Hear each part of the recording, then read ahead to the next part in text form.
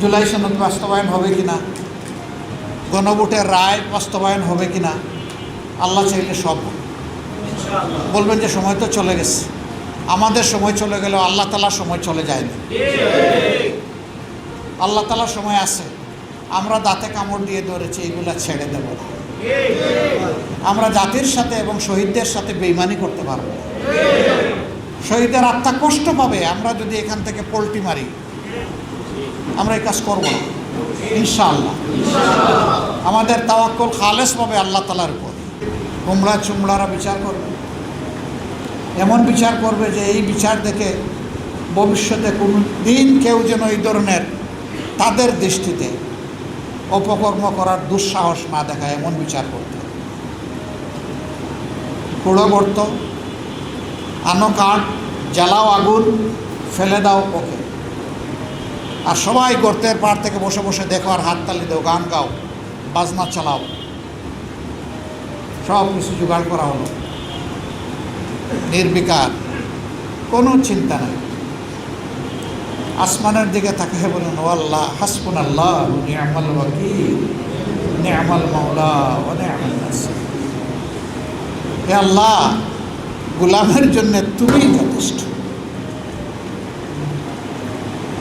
এরা যে অপকর্ম করতে চায় সেই অপকর্ম থামিয়ে দেওয়ার জন্য আর কারো দরকার নাই। আমার অভিভাবক তুমি, এখন আর মা নাই, বাপ নাই, সব ছেড়ে দিয়েছি। আমার সাহায্যকারী তুমি, ডাইনিভাবে কেউ আমার সঙ্গী নাই।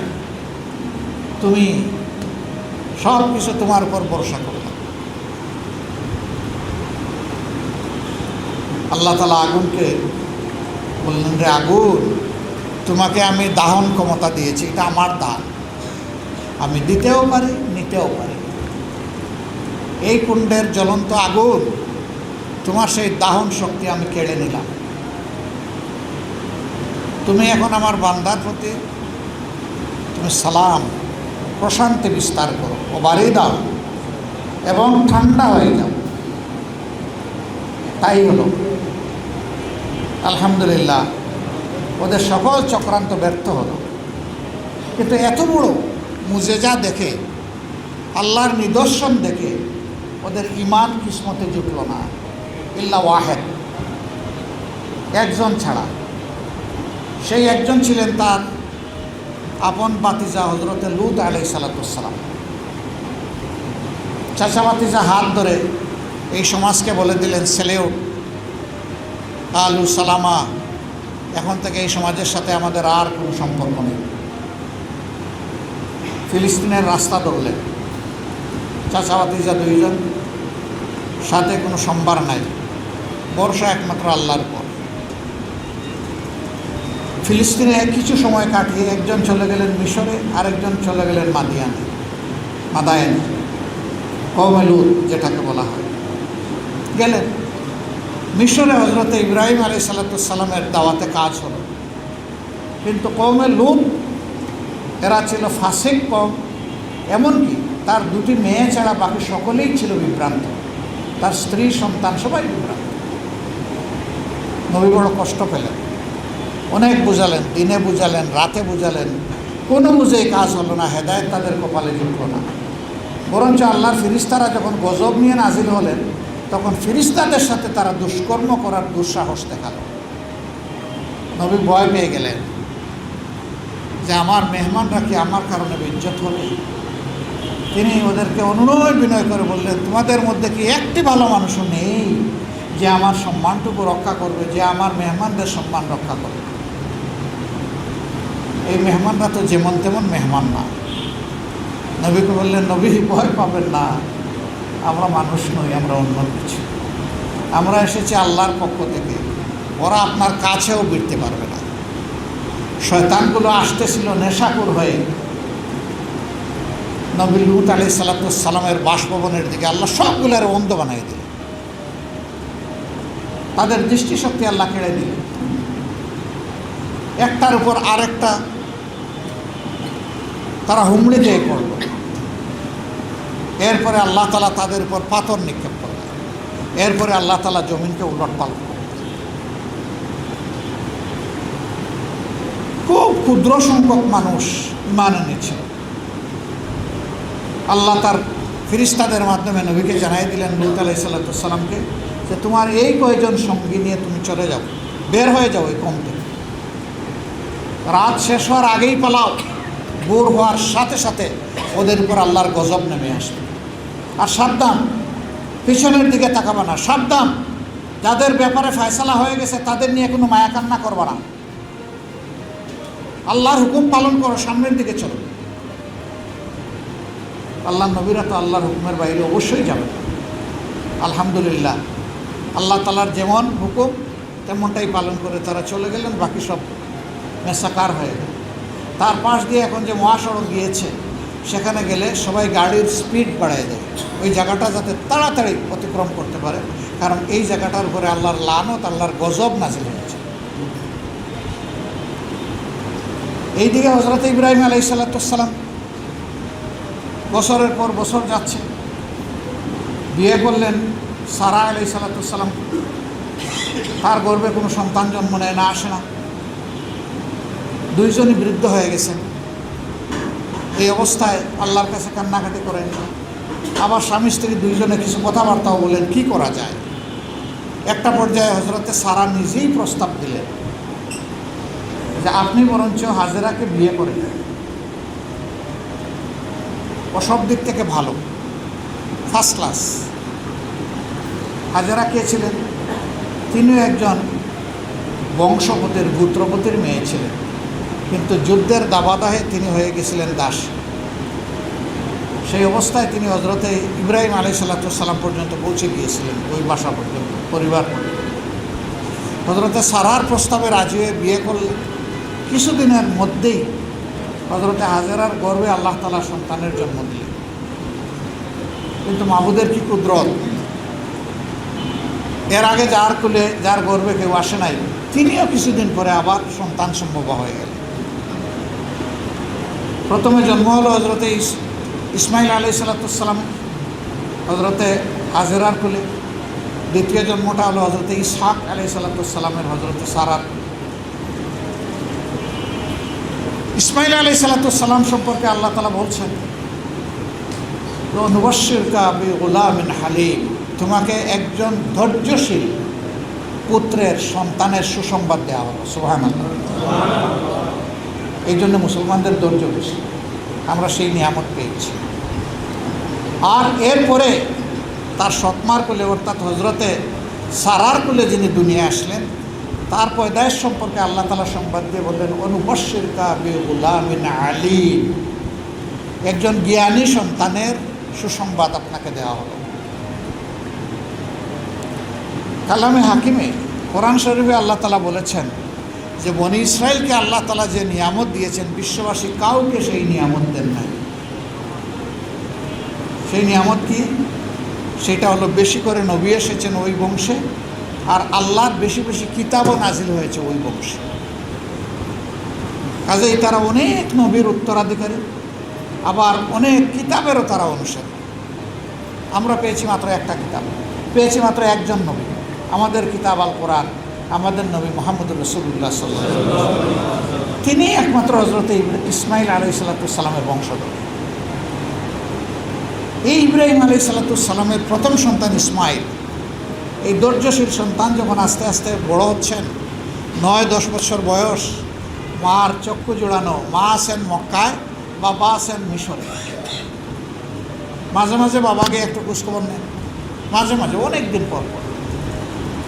হঠাৎ করে একদিন হযরত ইব্রাহিম আলাইহিস সালাম মক্কায় গেলেন, গিয়ে বললেন, ওগো প্রাণের স্ত্রী, আমি তো আল্লাহ তাআলার পক্ষ থেকে একটা স্বপ্ন দেখেছি, এটার বাস্তবায়ন করার জন্য তোমার সাথে পরামর্শ করতে এসেছি। আমি দেখেছি তোমার এই সন্তানকে আমি আল্লাহর নামে জবাই করে কুরবানি দিচ্ছি, তোমার কি মত? তিনি সাথে সাথে বললেন, আল্লাহ তাআলা তার প্রিয় নবীকে যা দেখিয়েছেন নিশ্চয়ই কল্যাণের জন্য দেখিয়েছেন। এ সন্তান তো আমাদের নয়, আমাদের কাছে আমানত। এই সন্তান এবং আমরা সবার মালিকানা একজনেরই, তিনি হচ্ছেন রাব্বুল আলামিন। তিনি আমাদেরকে ভালোবেসে দিয়েছেন, যদি তাকে নিয়ে আল্লাহ তাআলার ভালোবাসার পরিমাণ আরও বৃদ্ধি পায়, তাইলে আমরা এটা লস করবো কেন? আমরা আল্লাহ তাআলার ফয়সালার উপরে সন্তুষ্ট থাকি। তাইলে সন্তানকে রেডি করুন, জীবনের শেষ গোসল দিলেন, খুব মায়া আদর যত্ন ভালোবাসা নিয়ে উত্তম কাপড় চোপড় পরালেন, সুগন্ধি মাখালেন, বাবার হাতে তুলে দিলেন, এক হাতে ছুরি আর এক হাতে সন্তানের হাত। যাচ্ছেন, কিছুদের যাওয়ার পরে বললেন, বাবা আমার আল্লাহ আমাকে এরকম একটা স্বপ্ন দেখিয়েছেন তোমার ব্যাপারে, তুমি কি বলো? ওই যে ধৈর্যশীল সন্তান বললেন, বাবা আল্লাহ আপনাকে যা দেখিয়েছেন মন শক্ত করেন আর তারপর আমল করেন। আপনি আমাকে ধৈর্যশীলদের মাঝেই দেখবেন, এর কোনো ব্যতিক্রম হবে না ইনশাআল্লাহ।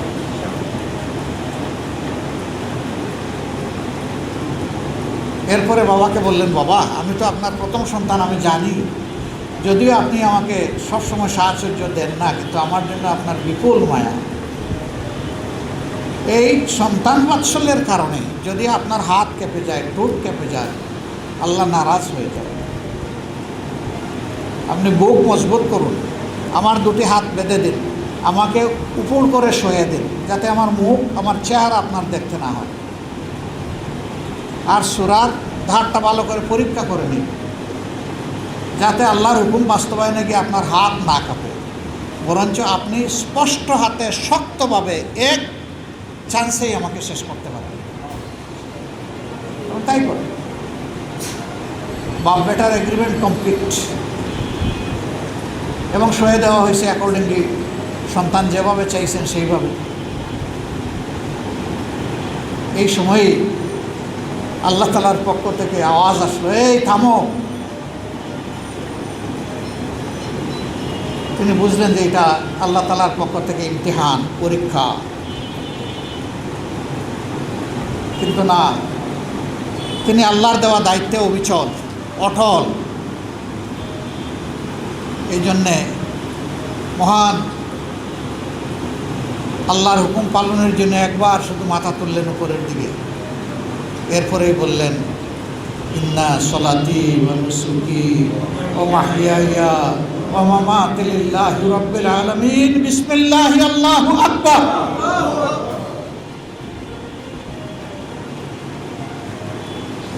যখন চোখ খুললেন, অবাক, হযরতে ইসমাঈল আলাইহিস সালাম পাশে দাঁড়িয়ে হাসছেন, জান্নাতি হাসি, আর আস্ত একটা দুম্বা দুই টুকরা হয়ে গেছে। মাবুদের হিকমত, আল্লাহ তাআলা তার নবীকে মানুষ হত্যাকারী বানাবেন না। আল্লাহ তাআলা তার নবীর খায়েশ যেটা, সেই খায়েশকে, সন্তানকে নয়, তার খায়েশকে কুরবানি করতে চেয়েছে। এই জন্যে তার সবচেয়ে মায়ার বস্তু কুরবানি করার জন্য আল্লাহ তাআলা তাকে, আল্লাহ পারতেন না একটা সুন্দর উট দেখাইতেন, আল্লাহ পারতেন না একটা গরু দেখাইতেন, আল্লাহ একটা মহিষ দেখাইতে পারতেন, আল্লাহ একটা ভেড়া দেখাইতে পারতেন, আল্লাহ একটা ছাগল দেখাইতে পারতেন, কিছুই দেখাইলেন না। দেখাইলেন সবচেয়ে মায়ার বস্তু যেটা। আল্লাহ তাআলা এবার তাকে বললেন, তুমি তো খলিল, আমার বন্ধু, আমার জন্য আমার বন্ধু, আর মুমিনদের তুমি হইলে পিতা। এই আল্লাহ তাআলার পক্ষ থেকে ডিক্লারেশন হলো, মিল্লাতে আবিকুম ইব্রাহিম হুয়া সাম্মাকুমুল মুসলিম।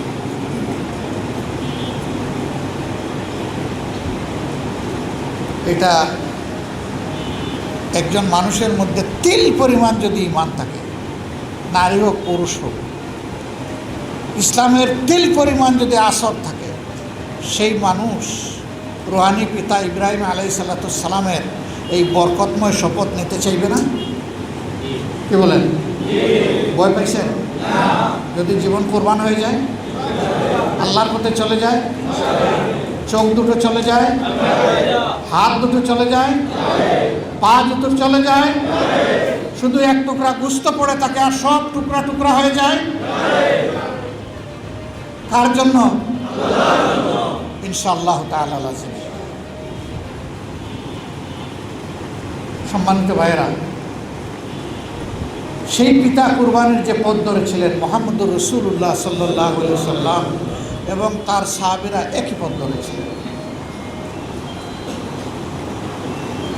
রাসূলুল্লাহ সাল্লাল্লাহু আলাইহি ওয়াসাল্লামের সাহাবীদের মধ্যে বেশিরভাগ লোক মক্কি জীবনে গরিব লোক ছিলেন। সেই সমাজের একটা কুপ্রথা ছিল দাস প্রথা। সেই দাস সম্প্রদায়ের লোক ছিলেন বেশিরভাগ। এই নিরীহ নির্যাতিত মজলুম মানুষগুলোই প্রথমে জীবনের ঝুঁকি নিয়ে, চ্যালেঞ্জ নিয়ে ঈমান কবুল করেছিলেন।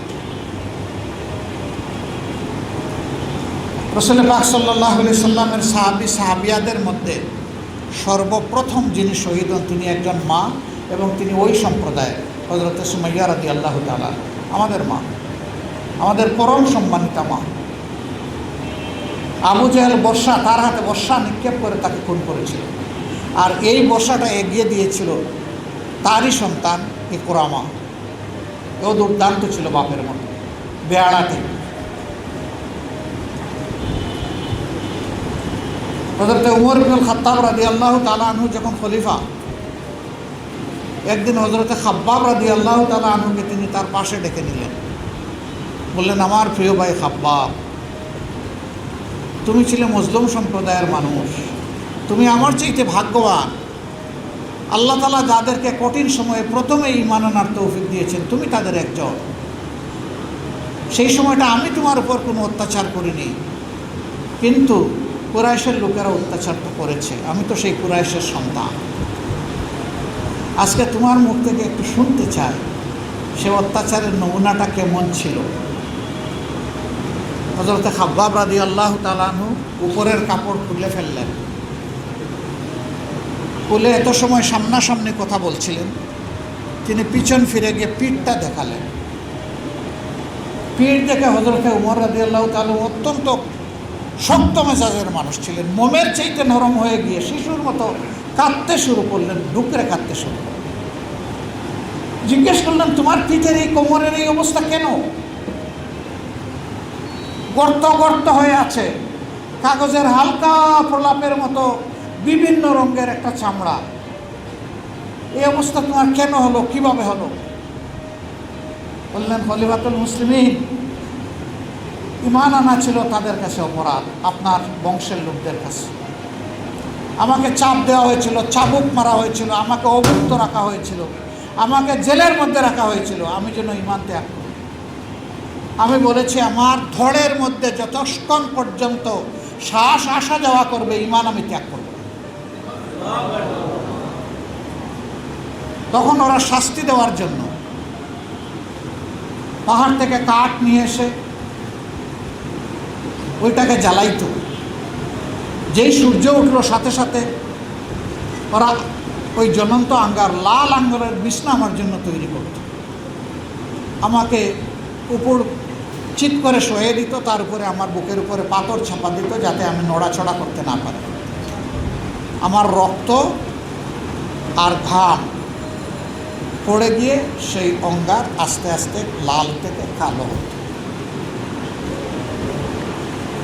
এরকম একদিনেই তো মরে যাব। আল্লাহ তাআলা সব কিছুর মালিক, ওয়া আলা কুল্লি শাইইন কাদির। সমস্ত শক্তিমত্তা ক্ষমতা আল্লাহর হাতে। তিনি নিদর্শন হিসেবে এই লোকগুলাকে বাঁচিয়ে রেখেছেন। হ্যাঁ, তারা জীবন দেওয়ার জন্য তৈরি হয়েছেন, তিলে তিলে আগুনে পুড়েছেন, একেবারে বাস্তবেই পুড়েছেন, কিন্তু ঈমান ত্যাগ করেন।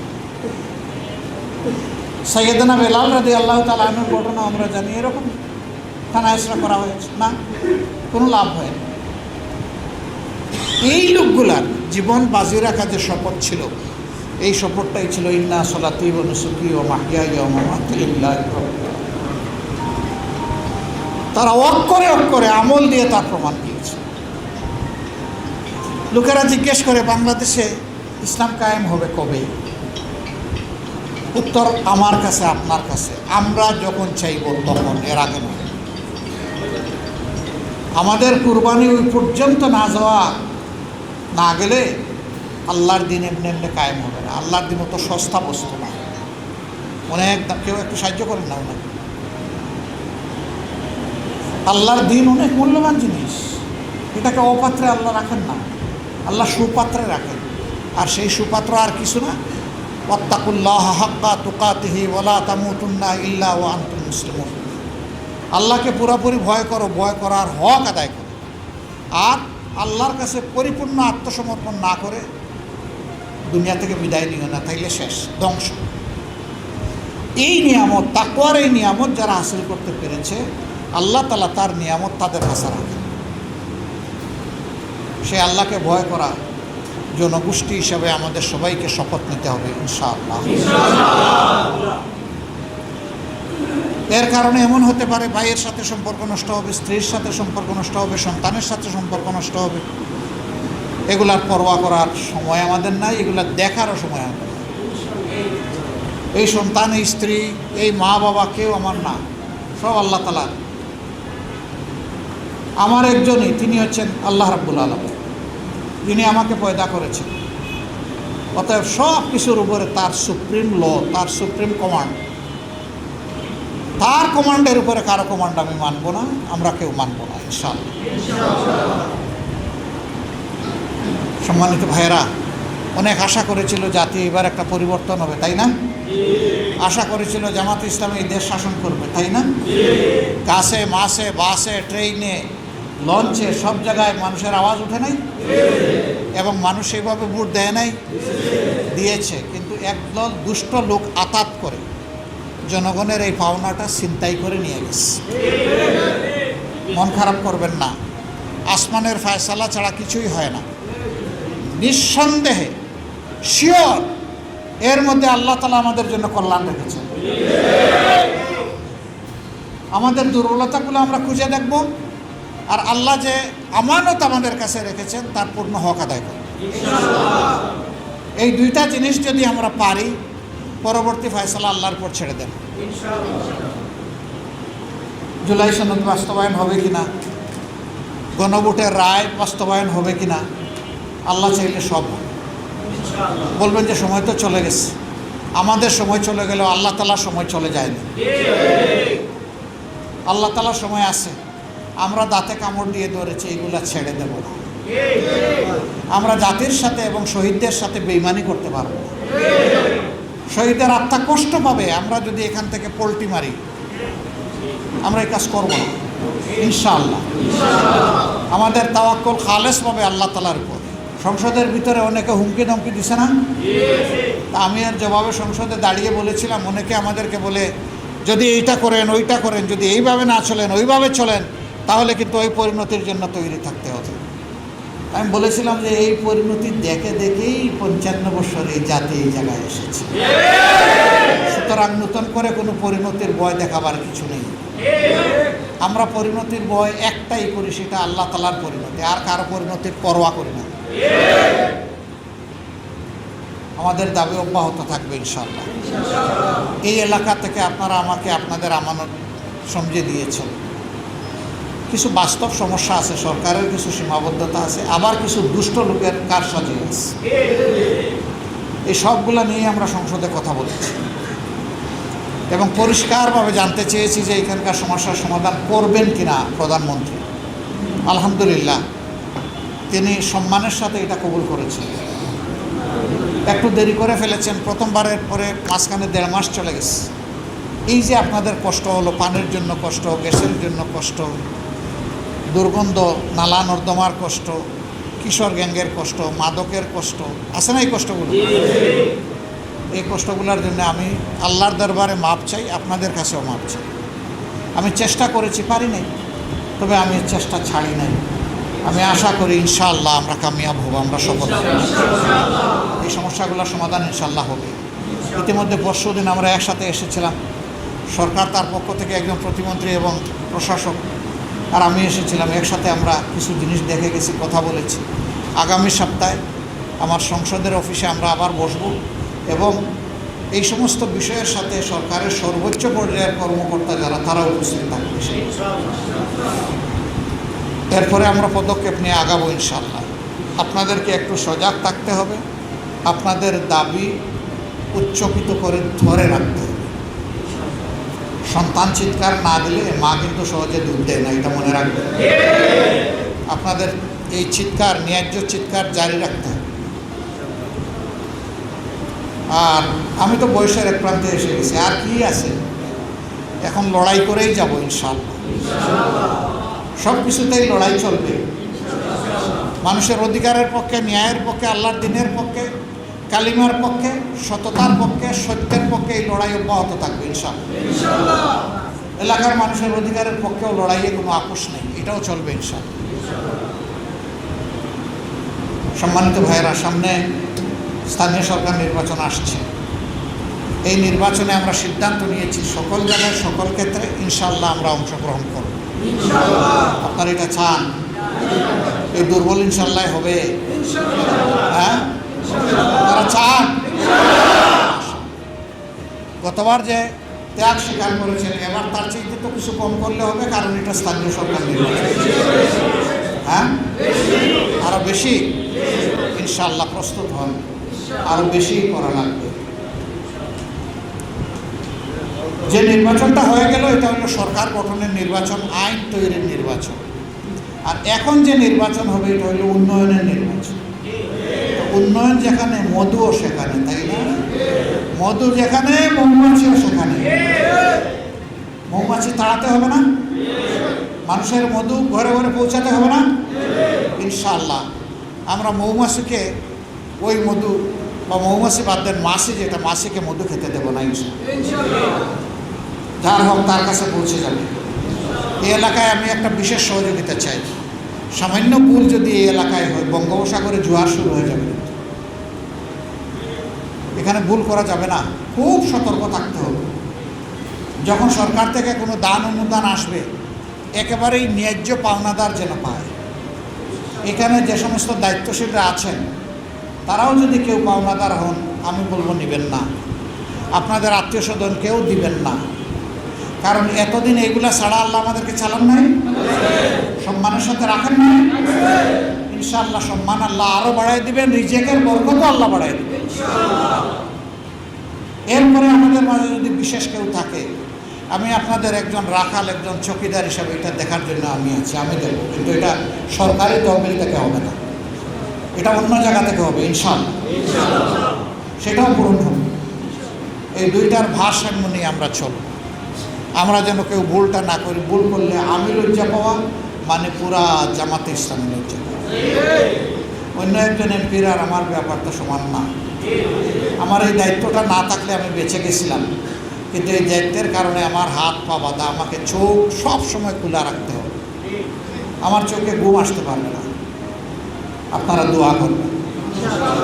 সম্মানিত ভাইরা, আমাদের বোনেরা অনেক ত্যাগ স্বীকার করেছেন, লড়াই করেছেন এই আসনে এবং সারা বাংলাদেশ। যত জায়গায় সাহস নিয়ে বোনেরা লড়াই করেছে, আল্লাহু আকবার, সকল জায়গায় জামাতে ইসলামী বিজয়ী হয়েছে। এই বোনদেরকে সম্মান করবেন, তাদের কাজে সহযোগিতা করবেন, এগিয়ে দিবেন। আপনার স্ত্রী, আপনার মা, আপনার বোন, আপনার মেয়ে, তাদেরকে এগিয়ে দেবেন। আর এই যুবকদেরকে আমাদের বড় প্রয়োজন। এই জন্য যুব সমাজকে কাছে টানতে হবে। 40-এর নিচে বয়স যাদের, তারা একটু হাত তুলেন তো দেখি। আগামীতে আমি 50-50 চাই, আজকে কম। ইসলাম সকল যুগে, সকল নবীর যুগে কায়েম হয়েছে যুবকদের ঘাড়ে বলবে। ওই যুব সমাজ লাগবে আমাদের। এখন আপনারা আবার মন খারাপ করবেন যে আমরা কি আউট হয়ে গেলাম নাকি, নক আউট করবেন। না না, আপনারা নক আউট হন নাই, আপনারাও আছেন। মনের দিক থেকে যুবক থাকবেন ইনশাল্লাহ, যে কথাটা আমি সবসময়। অনেক যুবকও বৃদ্ধ দেখলেই বলে, বাবা এত কঠিন কাজ, আমি কি এটা পারবো? এটা হলো আসল গুণ। আর বয়স 80 বছর, বলে হ্যাঁ 10 জন পারলে ইনশাল্লাহ আল্লাহ তৌফিক দিলে আমিও পারবো। ইনি হলেন আসল যুবক। আমরা বয়স্ক যুবক এবং কম বয়সী যুবক উভয় মিলে ইনশাল্লাহ আমরা এগিয়ে যাব। মা বোনদেরকে সালাম দেবেন ইনশাআল্লাহ। আরও অনেক কথা হবে, সুখ দুঃখ, ব্যথা বেদনা সব বলবো আল্লাহ তাআলাকে। সব চাইবো আল্লাহ তাআলার কাছে। ভরসা সংগঠন নয়, সংগঠনের কোনো নেতাও নয়, সরকারও নয়, কোনো দেশও নয়। সমস্ত ভরসা একমাত্র আল্লাহ তাআলার উপরে, ওয়াহেদ আল্লাহর উপরে। আমরা সেই আল্লাহকে সঙ্গী করে এবং আল্লাহ তাআলার সঙ্গী হয়ে ইনশাআল্লাহ আমরা মঞ্জিলে মাকসুদে পৌঁছে যাব। এদেশের মানুষ মুক্তি পাবে ইনশাআল্লাহ। আল্লাহ তাআলা আমাদেরকে সেই তৌফিক দান করুন। আল্লাহ তাআলা আপনাদের সকলের হায়াতে, সেহাতে, ইজ্জতে, ইলমে, আমলে সব জায়গায় বরকত নাযিল করুন। আগামী মেয়র নির্বাচনে লড়তে হবে, আগামী কাউন্সিলর নির্বাচনে লড়তে হবে, জান প্রাণ দিয়ে খাটতে হবে ইনশাআল্লাহ। মানুষের জন্য, মানুষের কল্যাণের জন্য বিজয় ছিনিয়ে আনতে হবে এবং কোনো জালিমের কাছে আমরা আত্মসমর্পণ করব না। আল্লাহর মেহেরবানি ঢাকা সিটি উত্তরকে আল্লাহ তাআলা উর্বর করেছেন। এখানে 8টা আসনের ভিতরে আল্লাহ তাআলা আপনাদেরকে 5টা আসন দান করেছেন। আরও 2টা আসনে ছিনতাই না করলে সেই 2টাও চলে আসতো। তো সব অবস্থা তো ক্লিয়ার। এত উর্বর যে জমিনকে আল্লাহ আমাদের জন্য করে দিয়েছেন, আমাদের দুর্বলতার কারণে যদি মানুষের অধিকার হাত ছাড়া হয়ে যায় তাহলে জবাব দিয়ে আল্লাহর কাছে বাঁচতে পারব। সুতরাং লড়াই হবে আপোষহীন ইনশাআল্লাহ তাআলা। আল্লাহ তৌফিক দান করুন। আসসালামু আলাইকুম ওয়া রাহমাতুল্লাহ।